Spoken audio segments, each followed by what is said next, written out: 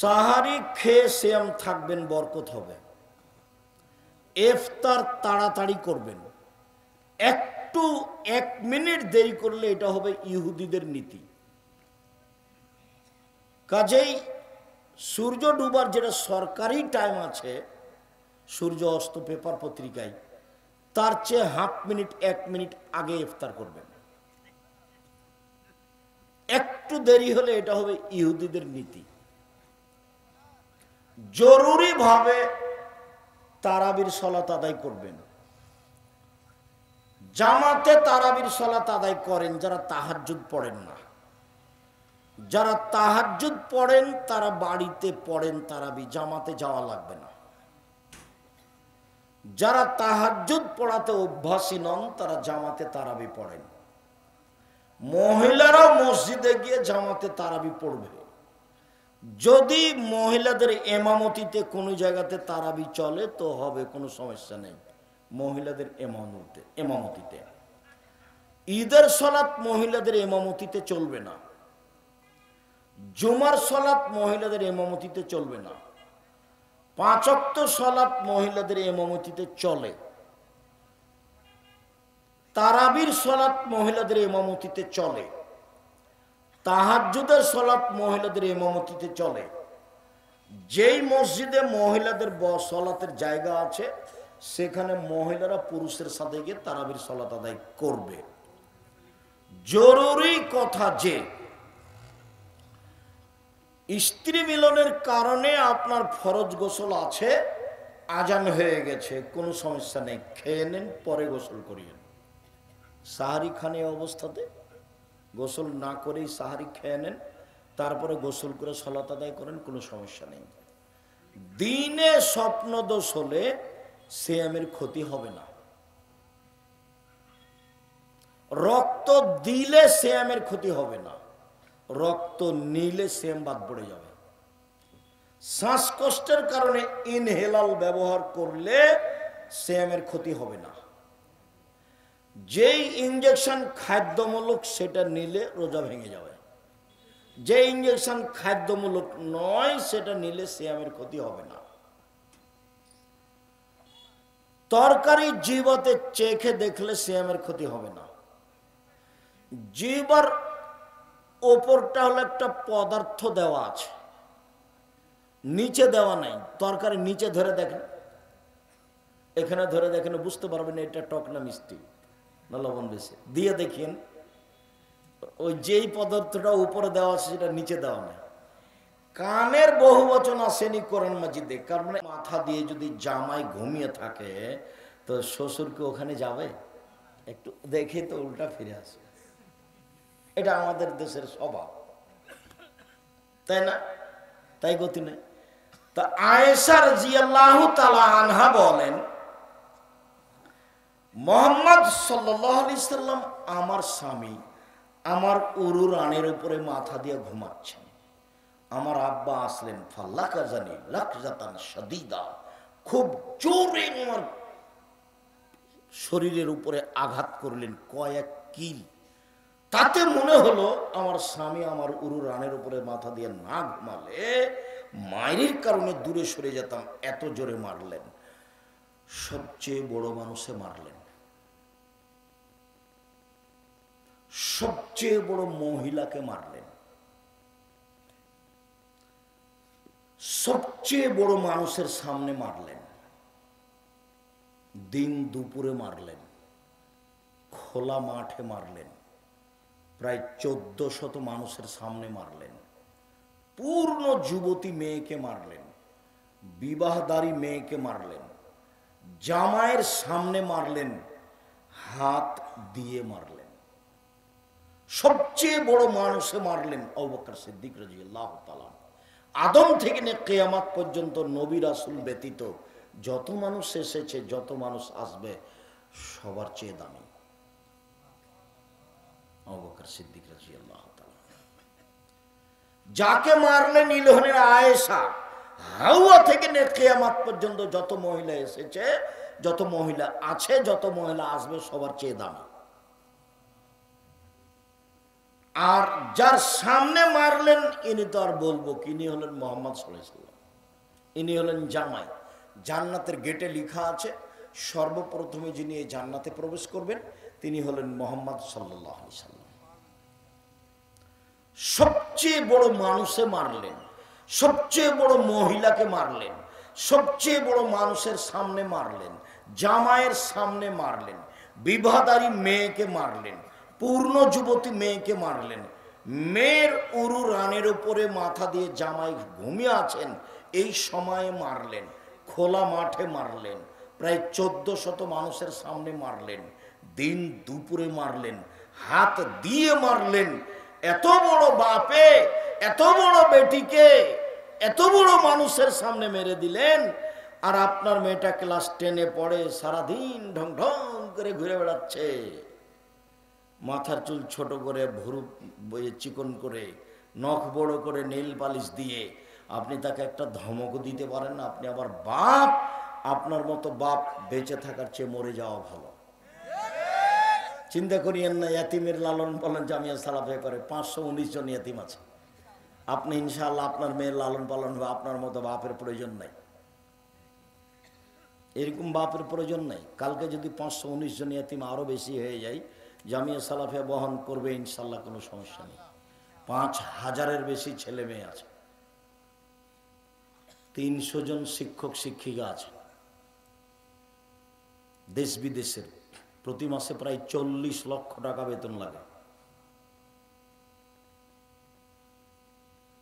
তো কাজেই আলহামদুলিল্লাহ এইটা তো অনেক বড়, অনেক এরিয়া নিয়ে 60-70 বিঘা জমি। রাজশাহী যেটা আছে 40 বিঘার উপরে আছে, যেটা রূপগঞ্জ আছে সেটা প্রায় 100 বিঘার উপরে আছে, যেটা দিনাজপুরে আছে সেটা প্রায় 18-20 বিঘার উপরে আছে। সম্মানিত দিনী ভাই বোন, আপনার মতো পিতা আমি চাচ্ছি না, আসলে পিতা হওয়া চাচ্ছি। দেখেন পিতা কাকে বল, এ দেখেন বাপে মেরে দিলেন, এর নাম বাপ। বিবাহদারী মেয়ে জামাইয়ের সামনে, বোঝা গেল না? জামাইয়ের সামনে।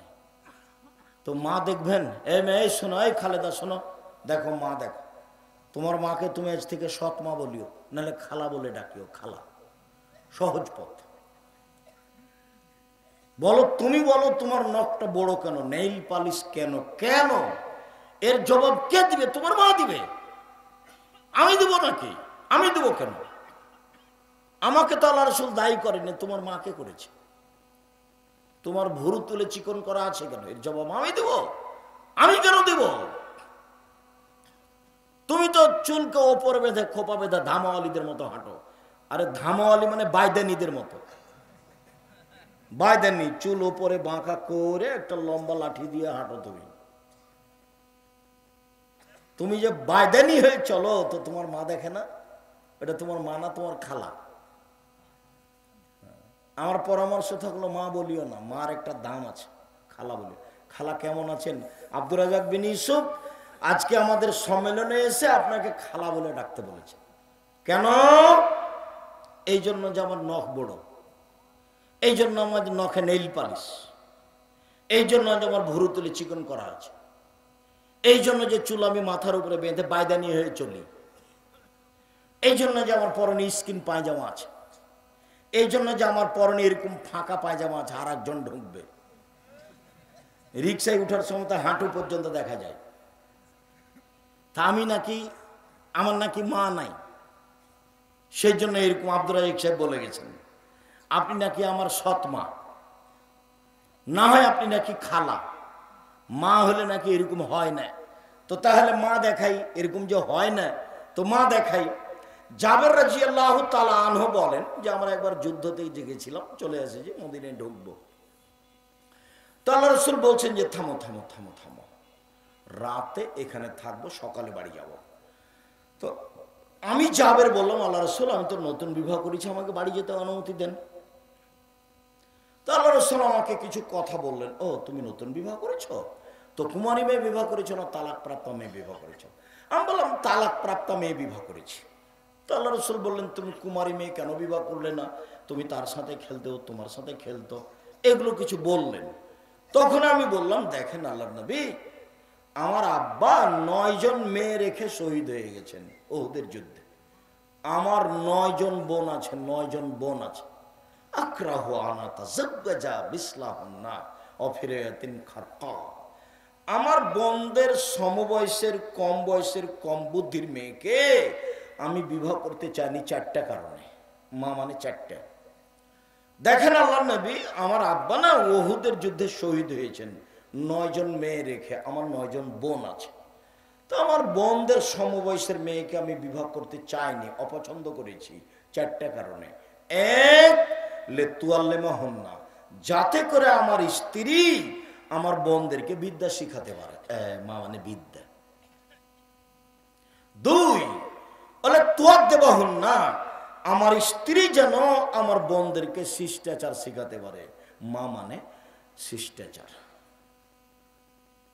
তুমি বলো খালেদা, তোমার নখটা বড়, নখে নেল পালিশ, বলো এটা কোন শিষ্টাচার? বলো এটা কোন শিষ্টাচার? বলো, বলো না। আব্দুর রাজ্জাক সাহেব, এটা হলো ইহুদি খ্রিস্টানদের পতিতালয়ের মেয়েদের শিষ্টাচার। তোমাকে যদি কেউ বলে, এই মেয়ে, এই খালেদা, তোমার নখটা বড়, নখে নেল পালিশ আছে, বলো তো এটা কোন শিষ্টাচার? তখন তুমি বলবা, জি, এটা হলো ইহুদি খ্রিস্টানদের পতিতালয়ের মেয়েদের শিষ্টাচার। 2, বলো তো তোমার পায়ে স্কিন পায়জামা কেন পরনে? বলে এটা খ্রিস্টানদের নীতি, ইহুদিদের নীতি, ওদের বিভা লাগে না, এমনিতে দিন চলে, ওরা স্কিন পায়জামা পরে, আবার জ্যাঙ্গা পরে খালি থাকে, ল্যাঙ্গট পরে খালি, আর কিছু লাগে না। তো তাহলে বলো এটা কেমন হলো? এই যে কপালের টিপ, কপালের টিপ হলো হিন্দু মেয়েদের নীতি, বুড়ো তুলে চিকন করা, এইগুলো শিষ্টাচার? আল্লাহর নবী, আমি বেশি বয়সের মেয়েকে বিবাহ করেছি যাতে করে আমার স্ত্রী আমার বোনদেরকে শিষ্টাচার শিখাতে পারে। 2, বলে তুরাজ্জালা হন না, আমার স্ত্রী যেন আমার বোনদের মাথার চুল চিরুনি করে, সাজগোজ করে, পরিপাটি করে রাখতে পারে। মা মানে মেয়ে হলো পরিপাটি হয়ে থাকবে, সাজগোজ হয়ে, সুন্দর হয়ে, ঝকঝকে হয়ে থাকবে, তার মানে এই মেয়ের মা আছে। 4, বলে তাকুমা আলাইহিন্না, আমার স্ত্রী আমার বোনদেরকে পাহারা দিবে। পাহারা, এই কোথায় গেছিলা? সলাৎ হয়েছে? বাহিরে গেলা কেন? মাথায় কাপড় কই? ছি ছি ছি ছি ছি, খালি মাথায় গেছিলে নাকি? এরকম দেখলে ওর দাঁত খুলে দেবো, সাবধান। পাহারাদার, আপনাদের এখানে পলাশিতে একটা ফ্যাক্টরি হয়েছে, তো পাহারাদার ঘুমাচ্ছে, এখন মালিক কি করবে? বিদায় করে দিবে, বেতনও দিবে না। আর যদি ভালো হয় তাহলে হলো না রে, এই মাসের বেতন নিয়ে যা। এটা পাহারাদার। আল্লাহর নবী বলছেন যে মা হলো পাহারাদার। আমি কি দিয়ে বুঝাই আপনাকে? হাদিস তো বুখারী মুসলিম। মা হলো পাহারাদার। বলো খালেদা, তোমার মা কেমন পাহারাদার? তোমার কাছে কি আছে? আমি কি দিয়ে বলতে পারি যে এটা তোমার মা? এই জন্য নিরুপায় হয়ে আমি আব্দুর রাজ্জাক বিন ইউসুফ বলেছি এটা তোমার খালা, যাতে করে তুমিও বাঁচো, আমিও বাঁচি। নিরুপায় হয়ে বলেছি এটা তোমার সৎ মা, নাহলে তুমি মিলাও, মিলবে না। চলেন, সিয়াম মানে জান্নাত। একদিন কেউ যদি সিয়াম থাকে তাহলে আল্লাহ তাকে জাহান্নাম থেকে 70 বছরের পর দূরে সরিয়ে দিবেন। 1, 2, কেউ যদি একদিন সিয়াম থাকে আল্লাহ তাকে জাহান্নাম থেকে 100 বছরের পর দূরে সরিয়ে দিবেন। 3, কেউ যদি একদিন সিয়াম থাকে আল্লাহ তাকে জাহান্নাম থেকে 500 বছরের পর দূরে সরিয়ে দেবেন। তাহলে 3টে হাদিসের ফলাফল নেকি হলো না জান্নাত হলো? জান্নাত। এর ফলাফলে কোনো নেকি নেই। সিয়াম পালন করে নেকি নেই, সিয়াম পালন করে জান্নাত। নেকি হলে ফেরেশতা লিখতেন, ফেরেশতা 10 লিখো, 10, 20, 50, 100, বাড়াও বাড়াও বাড়াও বাড়াও, 700 আরো বাড়ো আরো বাড়ো, কিচ্ছু নেই। সিয়াম প্রতিদান আমি দিব, ওটা আমার ব্যাপার। প্রতিদান আমি দিব, ওটা আমার ব্যাপার। আল্লাহ বলছে প্রতিদান তিনি দিবেন, এটা তার ব্যাপার। সিয়াম পালন করেন না কেন? কালকে থাকবেন সিয়াম, বৃহস্পতিবার। বৃহস্পতিবার সোমবার সিয়াম থাকেন না কেন? এটা কোন অভ্যাস আপনাদের? খালি গল্প করেন, দোকানে বসে আড্ডা পিটেন। একবারে স্বামী স্ত্রী মিলে পরামর্শ করে, লাগবে না সাহারি, থাক সাহারি, পারলে খান, বাস সিয়াম থাকতেই হবে। আমি ফরজ বলিনি, কিন্তু আপনার জীবনের জন্য বলছি থাকতেই হবে। ব্যতিক্রম ইবাদত পৃথিবীতে বলতে থাকি কয়েকটা। তারপরে যখন মানুষ জান্নাতে ঢুকবে, 8টা দরজা আছে জান্নাতে। একটা হজের, একটা সলাতের, একটা জাকাতের, একটা দানের।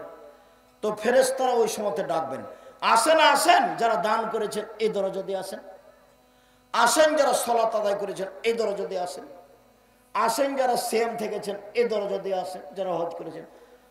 তো আবু বকর সিদ্দিক বলছেন, আল্লাহর নবী, আচ্ছা সব দরজা থেকে ডাকা হবে এমন কি কেউ হবে? হ্যাঁ, তুমি তার মধ্যে। মোটা কথা, তুমি তার মধ্যে। বিশাল ব্যাপার। আবু বকর সিদ্দিক ভিন্ন মানুষ রাদিয়াল্লাহু তাআলা। তো সিয়াম পালনকারীর শেষ ব্যক্তি যখন ঢুকে যাবে, তখন এই গেটটা বন্ধ হয়ে যাবে, অন্য কোনো ইবাদতকারী এটাতে ঢুকতে পারবে না। তখনও হজেরটাও খোলা আছে, সলাতটাও খোলা আছে। মানে সলাত আদায়কারী হজেরটা দিয়ে ঢুকতে পারবে, হজ পালনকারী সলাত দিয়ে ঢুকতে পারবে, কিন্তু সিয়াম পালন না করে এইটা দিয়ে ঢোকা যাবে না। বুঝাতে পারিনি? সিয়াম ভিন্ন ইবাদত, এটার সাথে মিল খাবে না, অন্য কোনো ইবাদতের সাথে মিল নেই। শুনুন, আল্লাহ নবী বলছেন ওমামা বাহিলিকে, ওমামা বাহিলি বলছেন, আল্লাহ নবী একটা আমলের কথা বলেন তো, আমি জান্নাতে চলে যাব তা দিয়ে। তো আল্লাহ রাসূল বলছেন, ওমামা সিয়াম পালন করো। ইবাদতের জগতে সিয়ামের সমপর্যায়ের কোনো ইবাদত নেই, 1। 2, ওমামা তুমি সিয়াম পালন করো। ইবাদতের জগতে সিয়ামের মতো কোনো ইবাদত নেই। 1 মিনিট, এটা হলো সিয়াম, একটা মতো আর একটা সমপর্যায়ের। এটা হলো সলাত। সলাত যত দামি ইবাদত হোক না কেন, কেউ যদি বলে সলাত সিয়ামের সমপর্যায়ের, ভুল হবে। মানে এর সমপর্যায়ের কোনো ইবাদত পৃথিবীতে নেই। কেউ যদি বলে হজ সিয়ামের মতো, হবে না। কেন? এর মতো কোনো ইবাদত পৃথিবীতে নেই, একেবারে ভিন্ন ইবাদত, এর নাম সিয়াম। আল্লাহর ভয় 1 ফোঁটা চোখের পানি, সবচেয়ে প্রিয় কাজ। 1 ফোঁটা চোখের পানি হজের সমপর্যায়ের ইবাদত? জি না। অজু করলে পাপ মিটে যায়, মান বেড়ে যায়, পাপ মিটে যায়, মান বেড়ে যায়। সে হয়ে যায় সেই দিনের মতো যেদিন তার মাতাকে জন্ম দিয়েছে, নিষ্পাপ হয়ে যায়। সুন্দর করলে অজু করলে তার মরে যাওয়া ভালো, তার বেঁচে থাকা ভালো। বেঁচে থাকা ভালো, তার মরে যাওয়া ভালো, সবটাই ভালো সুন্দর করে অজু করলে। এটা হলো সিয়াম। সুন্দর অজু সিয়ামের মতো? ভুল কথা।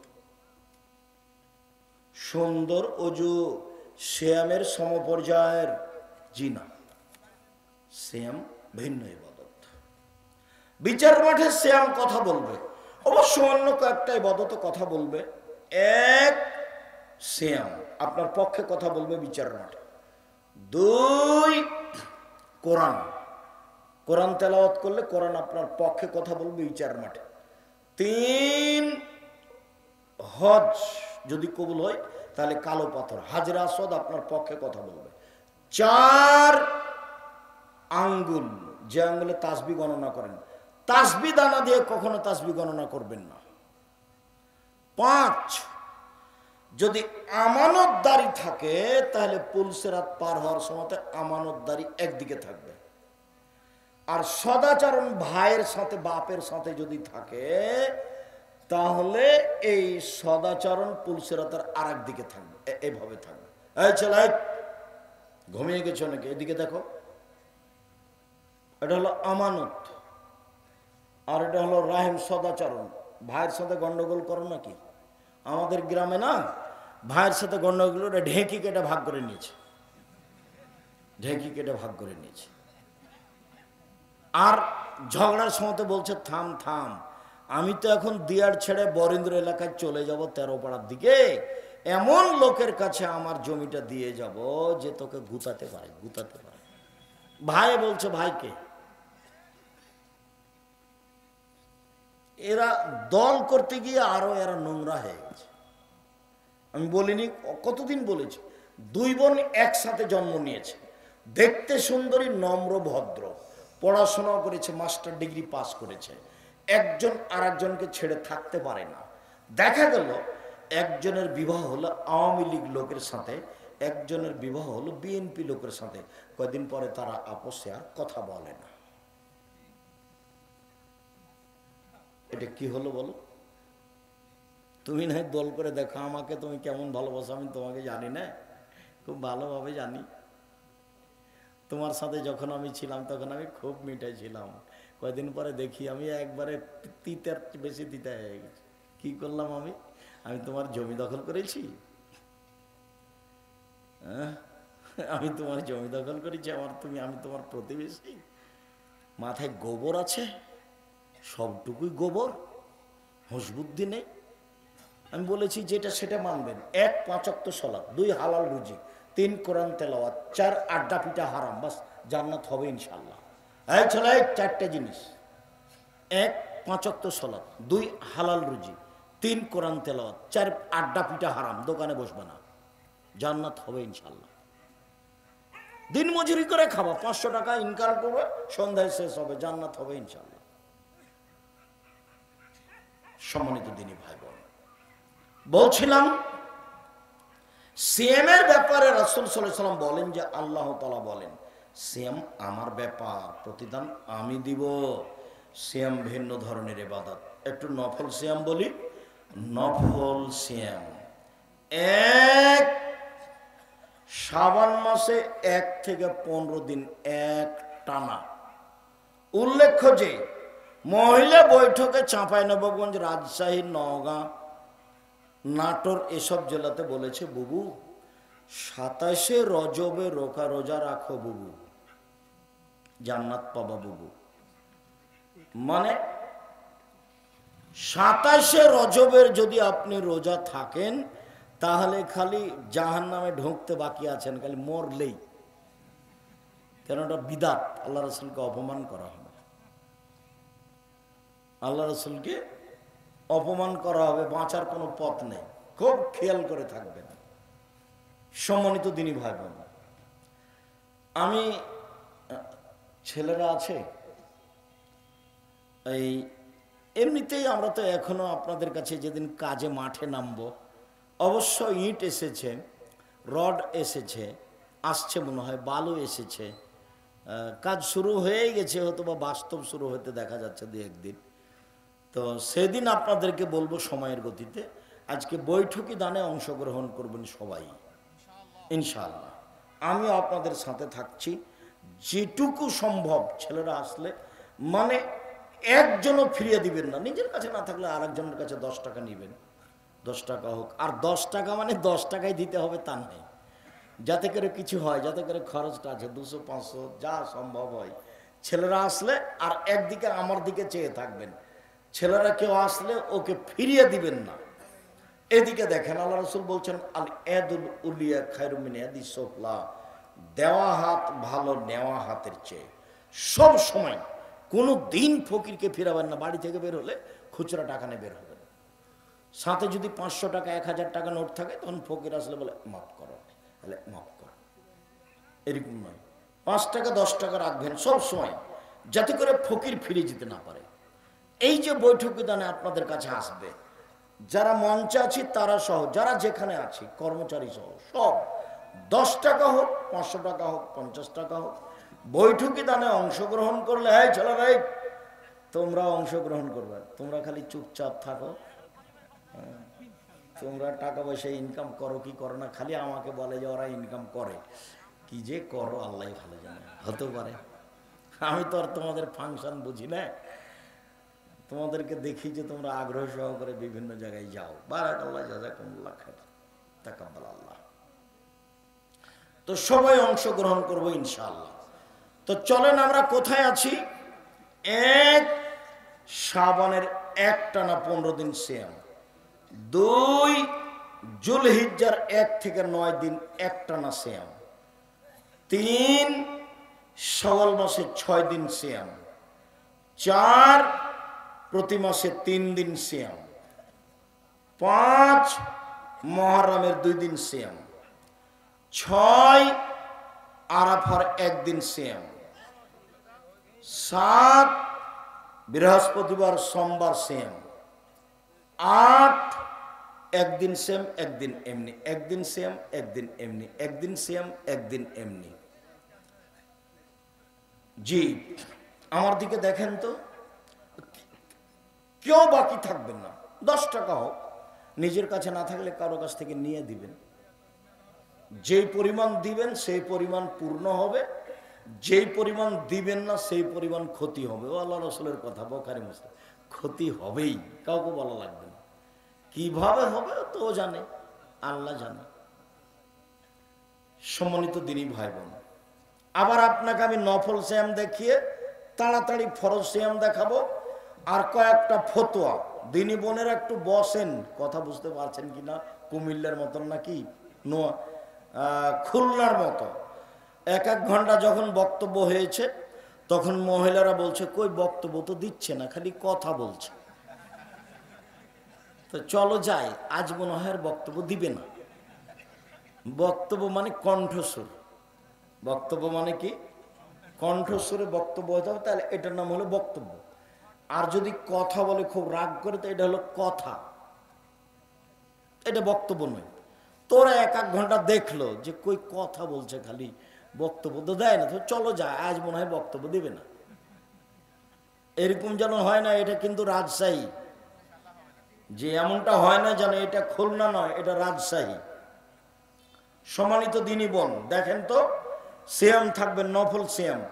1 সামনে বছরের শাবান বেঁচে থাকলে 1 থেকে 15, 2 জুলহিজ্জা আসছে 1 থেকে 9, 3 শাওয়াল 6 দিন আসছে, 4 প্রতি মাসে 3 দিন, সবার জন্য ভালো, 5 মুহররমের 2 দিন, সবার জন্য ভালো, 6 আরাফার 1 দিন, সবার জন্য ভালো, 7 বৃহস্পতিবার সোমবার রিপোর্ট পেশ করা হয়, 8 একদিন সেম একদিন এমনি, একদিন সেম একদিন এমনি।